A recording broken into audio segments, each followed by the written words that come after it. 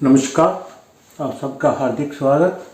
बढ़ते हैं अगले पाठ की ओर, पाठ संख्या 15। अब तक हम कर्म भाव, कर्म, व्यापार, रोजगार, आजीविका, इन सब बातों के लिए हम नियम पढ़ते आ रहे हैं। आज हमको ये देखना है कि जहाँ तक हमारे पास आता और पूछता है कि मैं नौकरी करूँगा या व्यापार करूँगा, उसके लिए हमें क्या नियम या क्या कुछ देखना होगा। हमने कर्म का निर्धारित ग्रह चुना लगन, चंद्रमा और सूर्य से, D1 और D9 चार्ट से, और ग्रह कौन कौन से कर्म को रिप्रेजेंट करते हैं या कौन कौन से काम या नौकरी किस ग्रह के अंतर्गत आती है। और अब जो हमें देखना है तो ये देखना है कि जातक जो है नौकरी करेगा या व्यापार करेगा। बाकी सब प्रश्नों के लिए भी हमने एक पत्रिका लगाकर पिछले पार्ट में भी देखी और उनके उत्तर कैसे देने हैं। मुझे नौकरी कब मिलेगी, मेरे को प्रमोशन कब होगी, लाभ होगा नहीं होगा, कितनी देर में काम करूँगा, यानी क्या मेरी नौकरी छूट तो नहीं जाएगी। ये बातें सब हो चुकी हैं। अब जो बात है वो ये है कि कोई आता है और पूछता है कि मैं नौकरी करूँगा या व्यापार, उसके लिए हमें क्या क्या देखना चाहिए। सबसे पहले हमें लगन और छठे भाव को देखना चाहिए। लगन और छठा भाव, क्योंकि कर्म जो है दसम भाव से देखा जाता है। कर्म करना किसने है? लगन में। हम लगन क्या है? शरीर है, जिसकी ये पत्रिका है उसका शरीर है। ये लगन और छठे भाव का, छठे भाव से हम क्या देखते हैं? दिखते रोग, ऋण, शत्रु और कई किस्म की जो है मुसीबतें यहां से देखते हैं। परंतु ये दासता का स्थान भी है, किसी के अधीन काम करने का भाग भी है। हमें ये देखना होगा कि लगन और छठे में से कौन बलवान है। लगन और छठे में से कौन बलवान है। अगर लगन या दसम, क्योंकि दसम भाव जो है, दसम ये जो सारी साइड है इसे हम प्रकाशित साइड भी कहते हैं। अगर किसी का जन्म सुबह का हुआ तो सूर्य कहाँ होगा? यहाँ, इसके आसपास होगा। अगर दोपहर को जन्म हुआ तो सूर्य इसके आसपास होगा। अगर सायंकाल को हुआ तो इसके आसपास होगा। अगर रात्रि को हुआ तो इसके होगा। तो ये भाव जो है प्रकाशित भाव है, प्रकाशित। अगर कर्म स्थान दसम, दसम के आसपास ग्रह ज्यादा हैं, अधिक ग्रह हैं, या लगन या लगन के आसपास अधिक ग्रह हैं तो लगन बलवान होगा। अगर दसम या दसम के आसपास ग्रह ज्यादा हैं तो दसम बलवान होगा। अगर ऐसा है तो हमें ये कह देना चाहिए कि आप अपना कार्य कीजिए, अपना बिजनेस कीजिए, अपना रोजगार कीजिए, अपना व्यापार कीजिए। क्योंकि जब लगन के आसपास ग्रह होंगे या दसम के आसपास ग्रह होंगे तो ये साइड जो है ज़्यादा बलवान हो जाएगी, ग्रहों का प्रभाव इस तरफ ज़्यादा होगा। और अगर छठे या छठे के आसपास ग्रह अधिक होंगे तो हमें कहिए हमें दास्ता स्वीकार चाहिए, किसी के अधीन नौकरी करनी होगी, किसी के अधीन नौकरी करनी होगी। छठा और दसम लगन, छठे लगन और छठे से हमें क्या पता चलता है?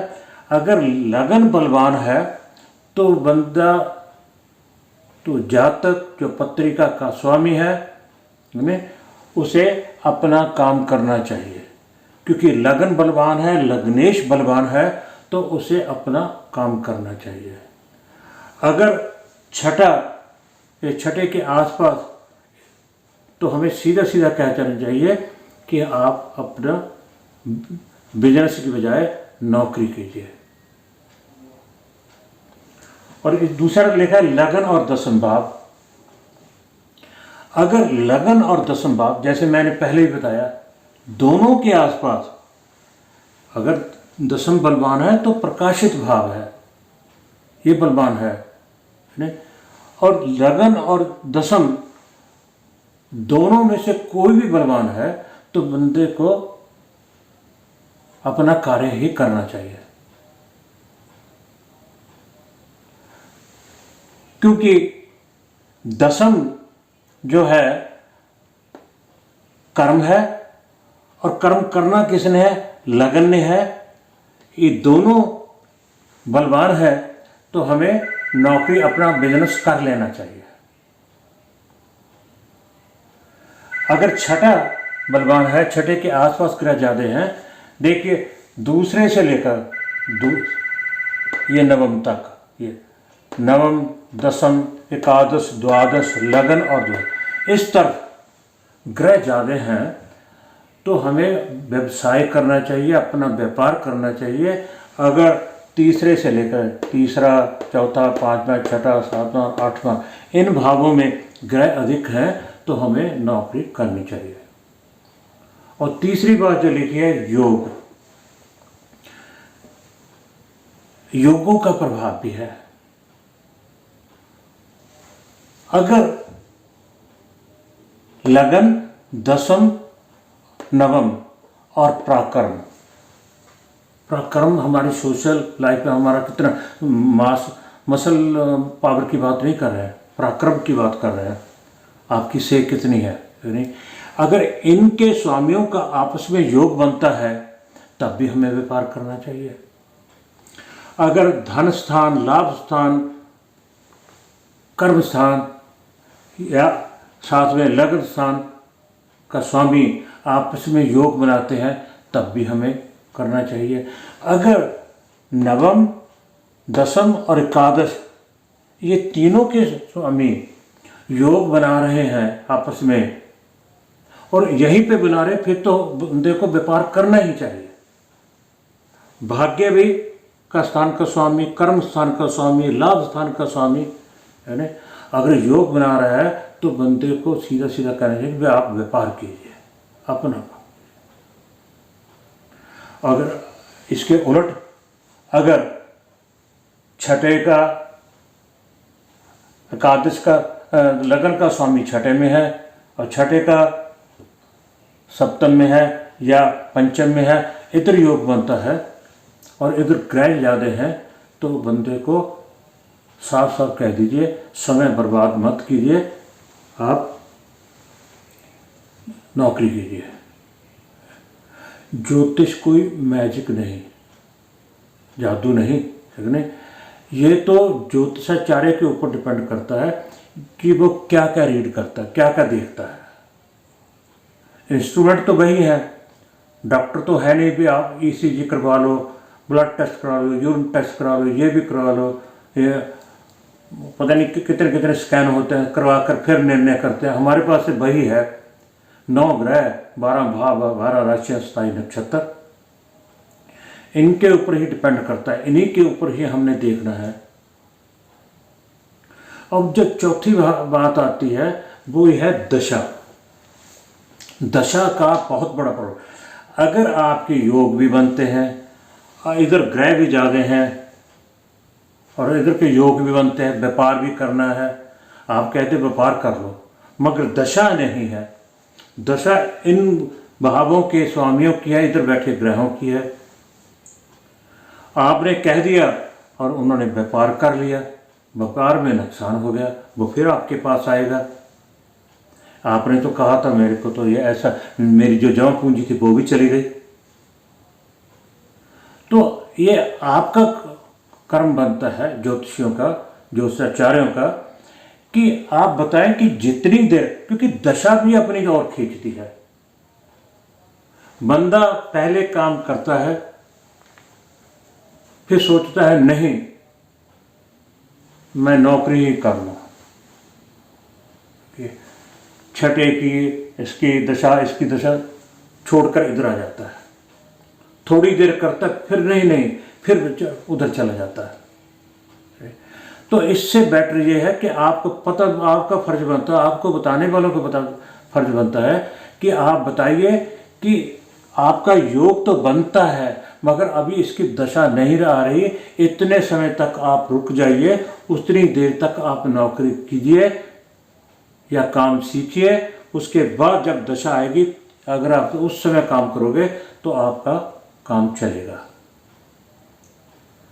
ऐसा ना हो बंदे ने यहाँ पहले नौकरी कर ली, यहाँ समय खराब कर लिया और फिर व्यापार भी लग गया। कई बार ऐसा होता है, बंदे के व्यापार के योग हैं मगर उसने बुद्धि दिखाई, उतनी देर उसने नौकरी की, 8 साल 10 साल नौकरी की, उसके बाद वो अपना व्यापार शुरू कर लेते हैं। तो वो अच्छा है कि जब तक आपको दशा थी दास्ता की तो उस समय आपने दास्ता स्वीकार की, नौकरी की, और उसके साथ साथ जब दशा आई तो आपने काम शुरू कर लिया। तो इसके अलावा योगों का और भी योगदान होता है, जिसके पर जब हम योगों की बात करेंगे, योगों को पढ़ेंगे तब हम फिर बात करेंगे। तो इसलिए इस पाठ में इतना ही कि जब हमें लगन और छठे भाव, लगन और दशम भाव, योग और दशा का प्रभाव, ये सभी देखकर ही हमें उत्तर देना चाहिए कि ये जातक जो है नौकरी करेगा या कि व्यापार करेगा, ताकि नहीं तो वो फिर आपके पास चला आएगा, आपको दोष देगा कि आपने तो नौकरी बताई थी, मेरी तो नौकरी में साफ से बनती नहीं, ये है वो है, या मेरे को आपने काम बताया, मेरा काम डूब गया, मेरी जेब से लगाया हुआ पैसा भी खत्म हो गया, तो क्या करें। ऐसे प्रश्नों से बचने के लिए पहले जांच लेना चाहिए कि हम व्यापार करेंगे या नौकरी। अगर व्यापार करेंगे तो व्यापार करने वाली दशा है, अगर नहीं है, छठे के आसपास की दशा है, तो आप उसको नौकरी की सलाह दीजिए। क्योंकि नौकरी करते समय अगर बंदा बीमार हो गया, कुछ हो गया, तो क्या होगा, छुट्टी ले लेगा, विदाउट पे ले लेगा। अगर व्यापार करते समय वो बीमार हो गया, व्यापार कर ले, दशा इधर की आ गई, चारपाई पे पड़ गया, एक्सीडेंट हो गया, कोई और बात हो गई, तो जेब से पैसा भी गया, सब कुछ गया। तो उतनी देर हमें रुकना चाहिए, उन्हें सलाह देनी चाहिए कि अभी नहीं, अब थोड़ा रुकिए, रुकने के बाद फिर आप इस समय के बाद आप व्यापार अपना कर सकते हैं। और किस क्षेत्र में कर सकते हैं, ये सारी बातें हम पहले जान चुके हैं। इस पाठ में इतना ही। मेरी वीडियो को लाइक, शेयर और सब्सक्राइब कीजिए। आपका बहुत बहुत धन्यवाद।